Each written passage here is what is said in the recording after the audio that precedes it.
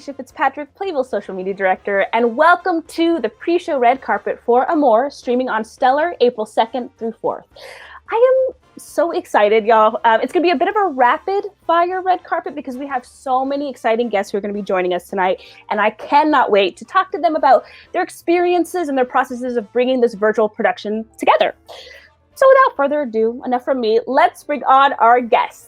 And now I am so excited to welcome Thom Sesma and Vishal Vaidya. Hello. Hi. Welcome, welcome. I am so excited to chat with y'all today. Thank you. We're excited to talk to you. Why do you think it'll resonate with audiences today? I mean, I think it's a really beautiful, self-contained, sweet story about someone's journey to self-acceptance and how important it is to be seen by other people and to see other people. I think that's the big message that I took from the show. And I think that's really beautiful and something that we all need, especially in this time where we're all so isolated. Reaching out to friends, being able to affirm other people, I think is big. And I hope that that's what people can see in the show. It's about that sense of self-liberation, that sense of self-ownership, because during this time right now, we're starting to come out of it, hopefully. But over the last year, we've all been isolated. We've all been alone. And this is about someone who walks through walls, and he can get out but that comes with a huge responsibility too, as he finds out, and I think that should be a lesson for all of us right now. Yes. Especially those of us in power, maybe. Yeah, absolutely. I have to say, I think y'all should start a podcast. I don't know. I would listen to y'all all the time. I love what you have to say. But thank you so much for joining me today to talk about Amour.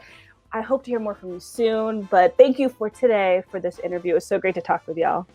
Thank you so much. Cheers.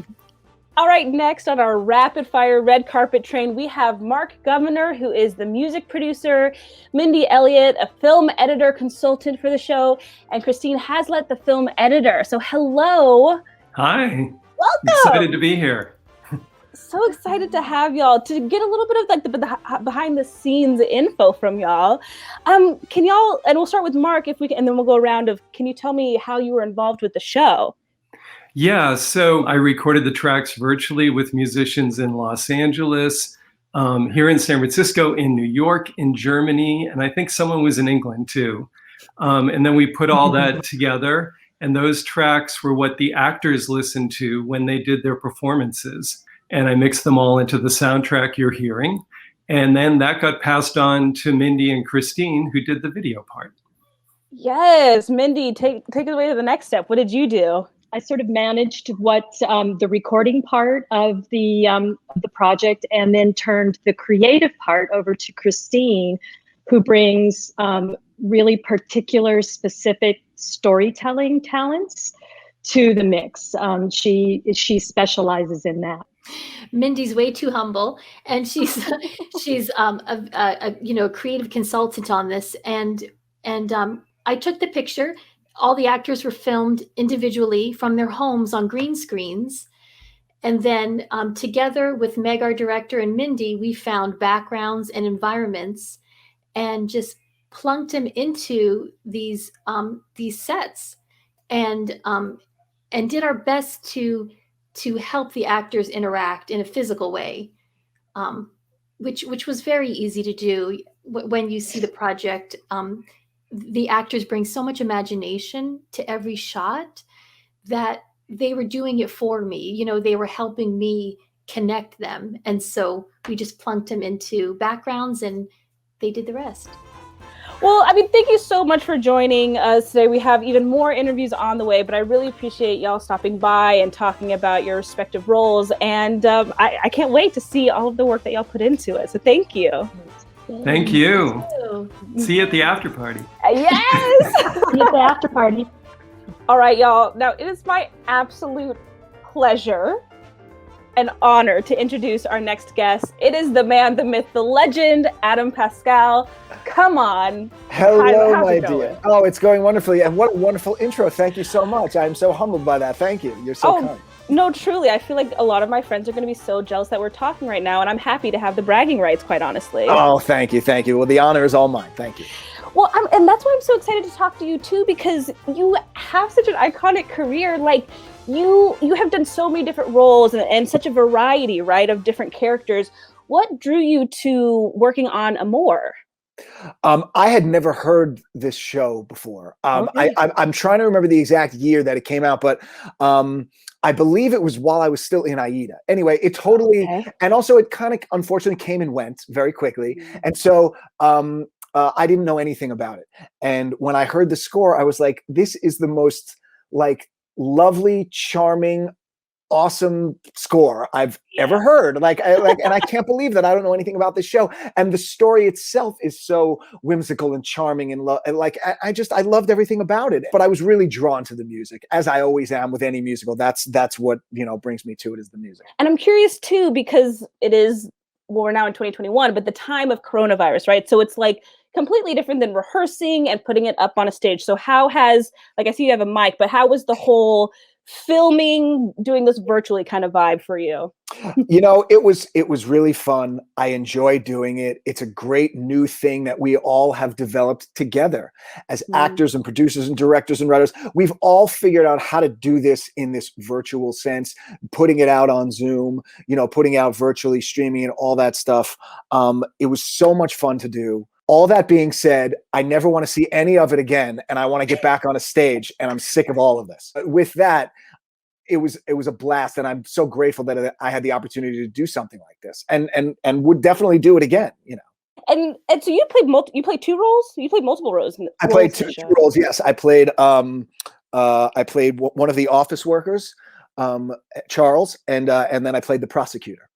So what was it like, kind of juggling both of those roles? Well, they are definitely very different characters. And the prosecutor is definitely more obvious in terms of the type of character he is. But this character of Charles, which is just one of these office worker and ensemble, could be taken in any number of directions as an actor that and so I tried to make him a little bit more sort of like innocent and a little maybe socially inept.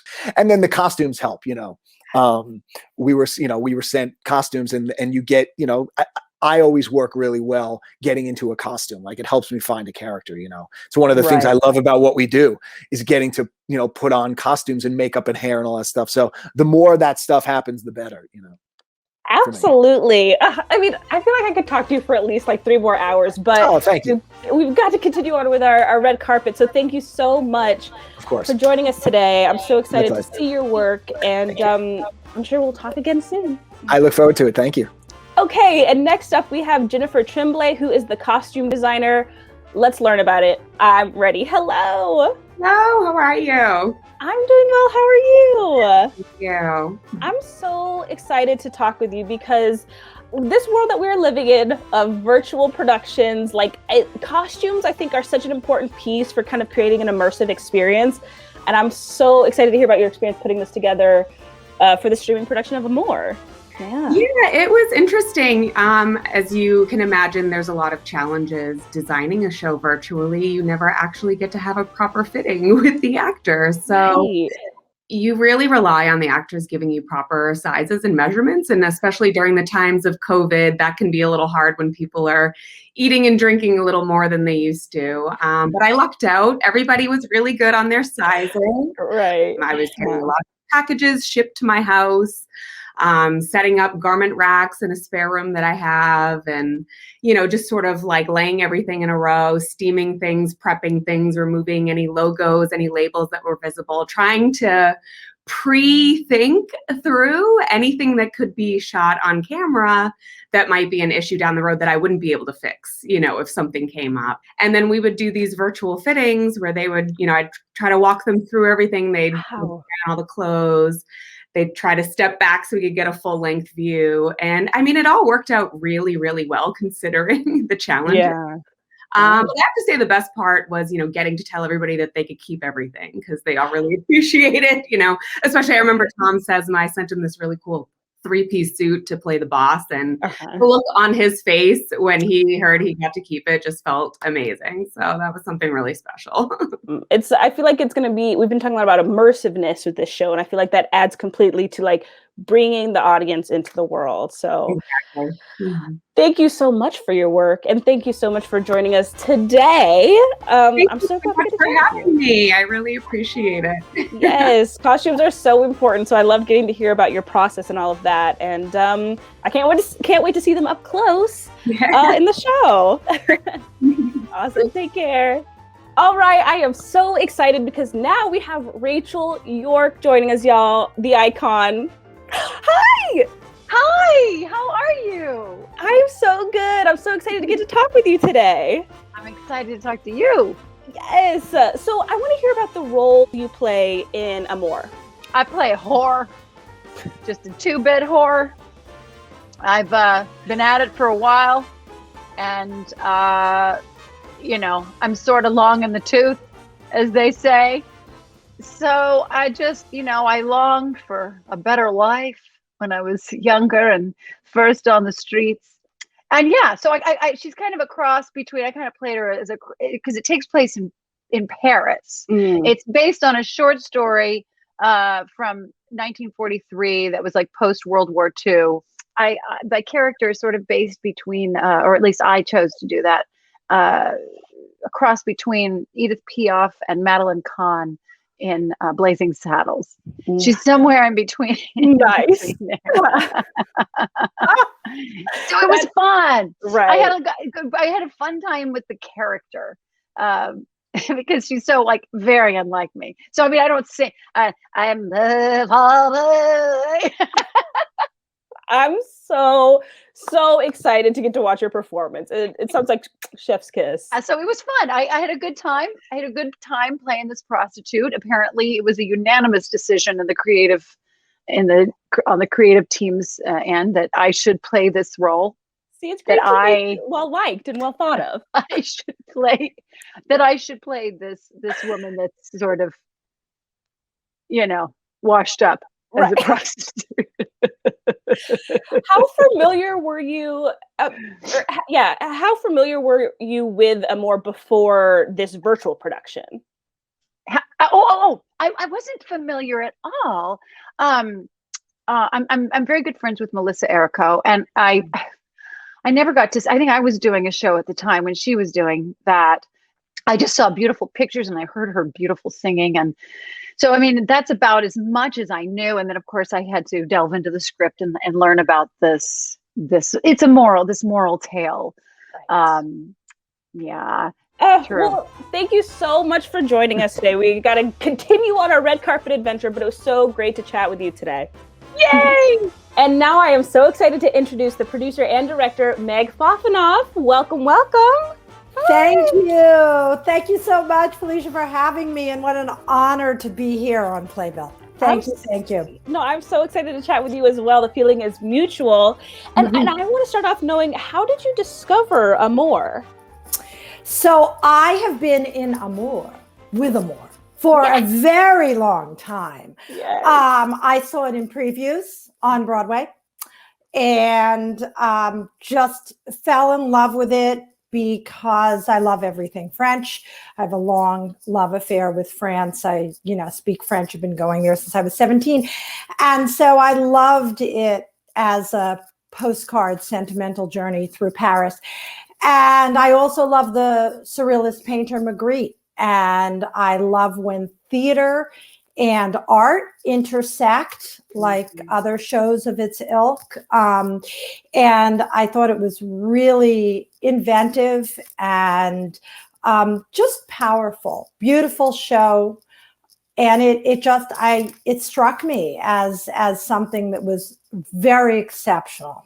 And so the original production on Broadway was, 2002? Mm-hmm. So why did you feel like it was important to bring it back in 2021?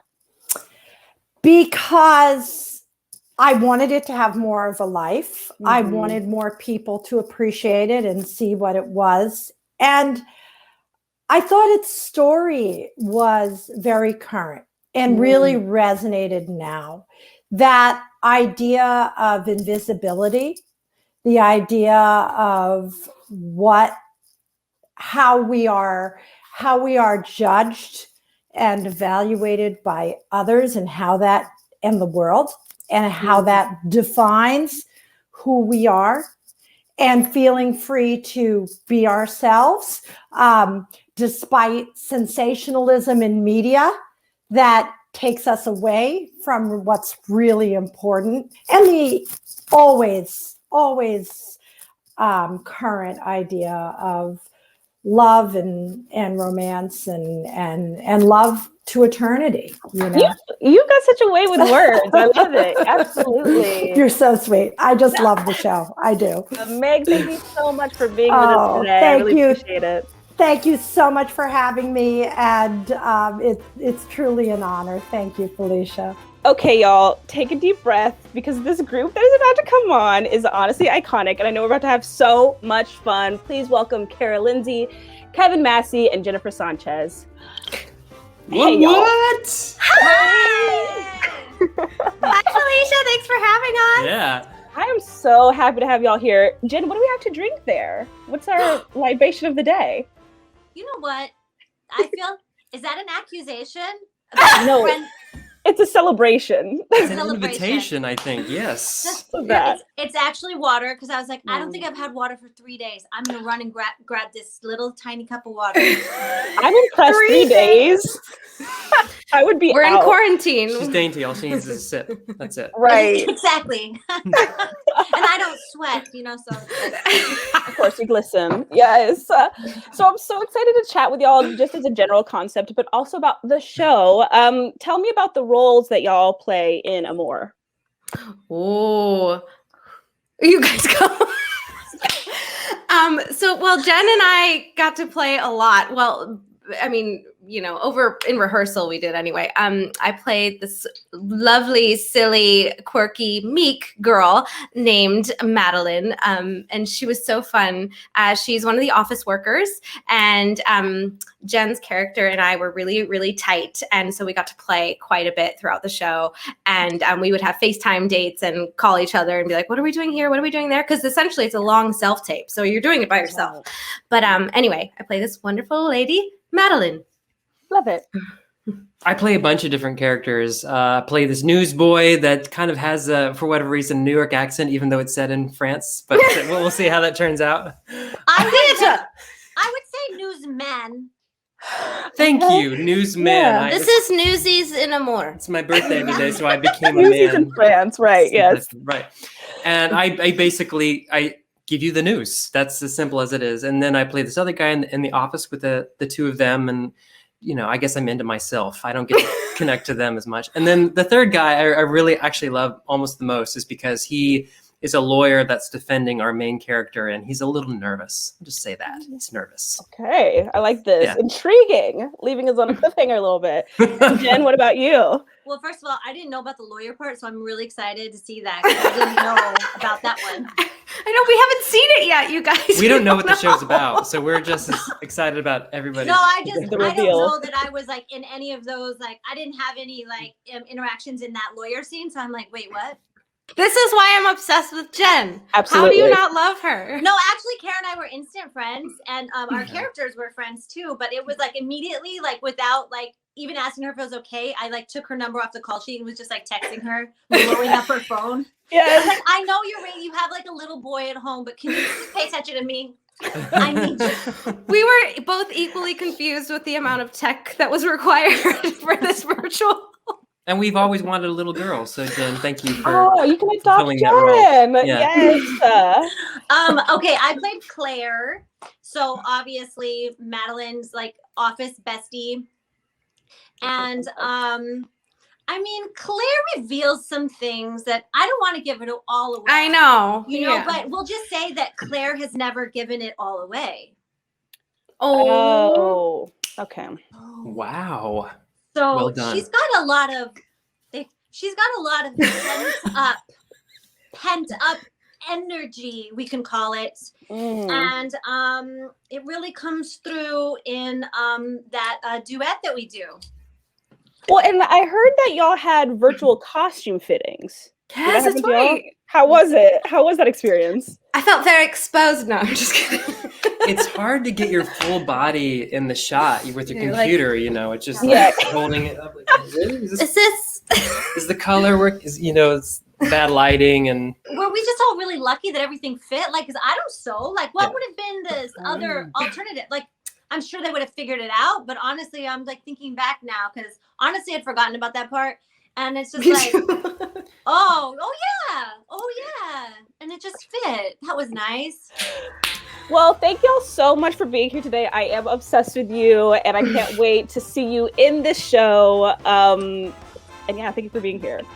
Thank you. We had a blast. We loved it. I know. We can't wait to see it too. Yeah. All right, y'all. Now we are going to have Julie DeVore, who was the production stage manager for Amour. Let's get it started. I'm so excited to talk with her. Hi. Hi. Thanks for having me. Thanks for being here. I'm really excited to hear about your experience because, first of all, stage managers in general are just like, you have to be organized, which is something I admire and is a quality I don't really have.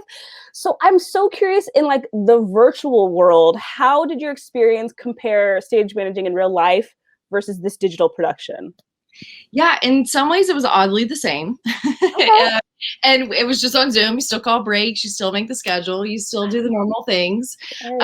But then in some ways it was totally different. And we had to find ways to communicate and, not on Zoom, because so many times stage managers, our biggest, our go-to is to whisper something in somebody's ear to make something happen. You know what I mean? And like on Zoom, everything has to happen in the room. Whereas in a room, you can stage manage with a pencil, ruler, and eraser and stopwatch. You don't need like you just as long as you can take notes, you're good. Mm-hmm.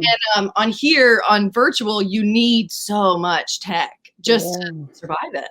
Right. And how did y'all set up like the, because I heard like there were the green screens and people would like be talking to someone like this, but it was just them. And so how is it managing all of that? We create paperwork as stage managers with every show as shows evolve. And as you go through different shows, they have different needs and you just make up paperwork. So we just made up paperwork for each scene that we nicknamed it a shot book. And we just put every detail that we needed for each scene, like which way the actors were looking. And we kept track of it throughout so that we could give it to the editors in post and we could share it with the cast during filming so that everybody had like a reference point to go back to. That is very cool. I'm like, I feel proud. I feel like a proud mom of you. I'm like, you did it. Yes. Oh, I love it. And I am so excited. We got to chat with you today. We have to continue on our red carpet journey, but I'm so glad you got to stop by and tell us a little bit about the behind the scenes magic of it all. Yeah. Thank you so much for having me. It was a pleasure. Enjoy the show, guys. Okay, y'all. I have been waiting for this interview. I am so excited to chat with Derrick Baskin because he's the best. He's so cool. He's so talented. So let's welcome him on. Say hello to Derrick Baskin. Hey, what's happening? Hey, not much. I'm just excited to be here talking with you and celebrating Amour tonight. Looking at your career, looking at your body of work, I feel like you have shown such beautiful like versatility in all of your different roles. So what about this script, drew you to it? Sure. Well, one of the things that kind of drew me to it was the person who originated the role was Norm Lewis. And I was like, I get a chance to portray like, Norm is like a big brother to me. He's been in this business longer than me. He's a little bit older than me. He's a lot older. I hope he sees this. He's a lot older than me. And when I was presented with the piece, I called him. I texted him and he told me about the piece. And I was like, cool. So then I began to kind of, look at the character, look at his material in the piece and kind of how I related to the character. Me and Meg, the director, we just had a wonderful conversation about kind of who he is at this point in his life.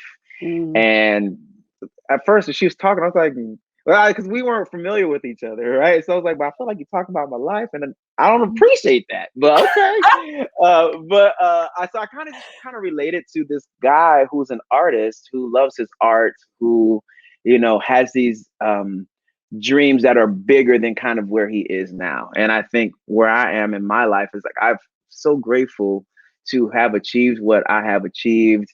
But for me, there's always more, and I'm like, I wonder if that more is going to happen. And I think when you meet the painter, I think he's there too. He talks about that in his lyrics. He has just these vivid scenes that he wants to paint, but in the meantime, he has to kind of do this work on the street for passersby.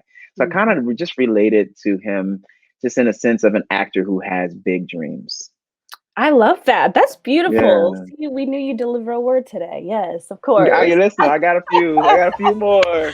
Well, I'm excited to engage and receive your work in Amour tonight. So thank you so much for joining us for this red carpet.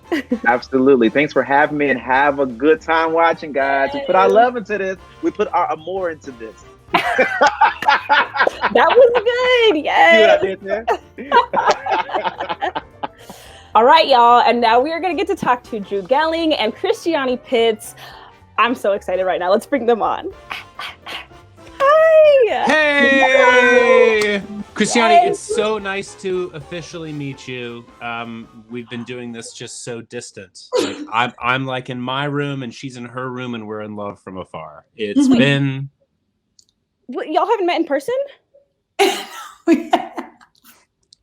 Oh, okay. Just bits. We got bits for days. I see. Okay. That's what it feels like, though. I mean, I know. when we started doing this, we were like, we're finally going to work together. I will never see you. Exactly. We'll just like both be staring at the same beautiful green screen behind you. For hours. Yeah.